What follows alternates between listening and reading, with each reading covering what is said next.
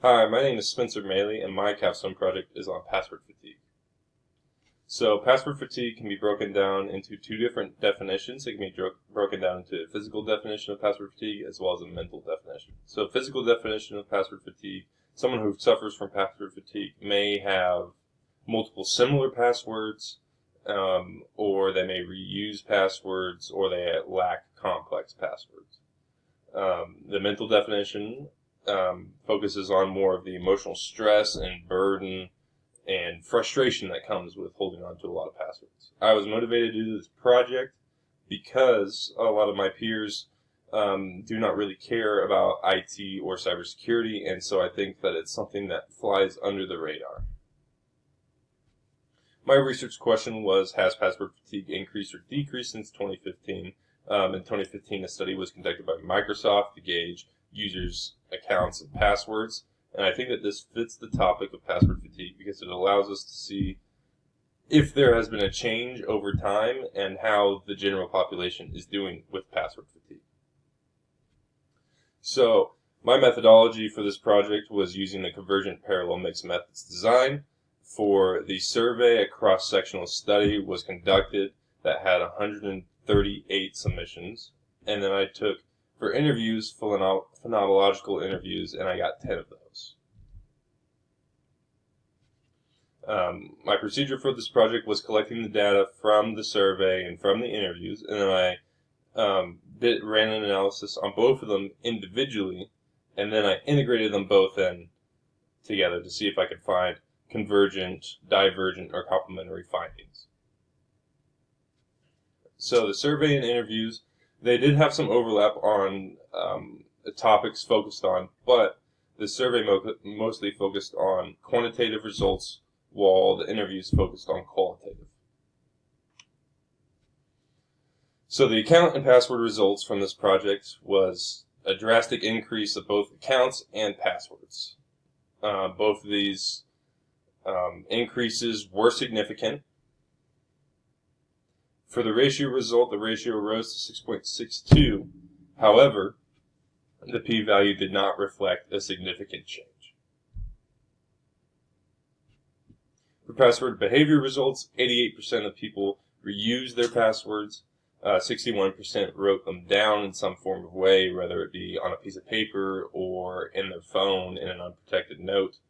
And 48% of people use a single sign-on service. However, in the interviews, it was found out that these single sign-on services were mostly used by people in their workplace and not at-home use.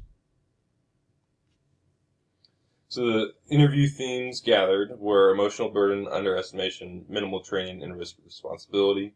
For risk and responsibility, a lot of people were concerned with the fact that their data was out there on the internet and that it could be not very well protected. However, they didn't really show any interest in changing the way that they were doing things. They didn't really want to go out and learn. Some people didn't know where to learn, but they were scared or concerned, but they did not act on that concern. So the integrated findings from this project, there was 2 convergent, password reuse, and underestimation. So a lot of people reuse passwords, and a lot of people did not know how many accounts they actually had. A lot of people had to check again to see how many accounts that they had to be given a definition of account, and then their number increased. A complementary finding would be emotional burden. Survey results showed that there wasn't too much emotional burden in password fatigue. However, interviews suggested that there was a strong connection with password fatigue and emotional burden. And then a divergent finding would be concerned behavior. Again, participants said that they were concerned, but they did not do anything about this concern. So, the answer to the research question is that it increased in accounts and passwords, but account and password ratio did not significantly change. The limitations of this project is that everything was self-selected and self-reported. So, you had to want to take participation in this survey or in these interviews. You your data wasn't collected, you had to willingly give up your data, and then it was self-reported, which also goes hand in hand with the fact that people underestimated their accounts because they self-reported it. So if they're self-reporting their data, but then they also underestimate the amount of accounts that they have, then you're not getting accurate data. So for future research, obviously a greater sample size can be conducted. Any way to eliminate the self-reporting or of the project eliminates those variables. And then also a good study that could be conducted would be giving people these tools and training them on these tools and seeing how that changes their emotional side effects of password fatigue.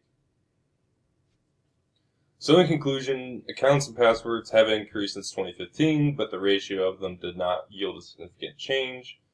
And the problem is not only that people have more passwords, the problem is how people manage the burden of remembering them. And then here are my references. Thank you.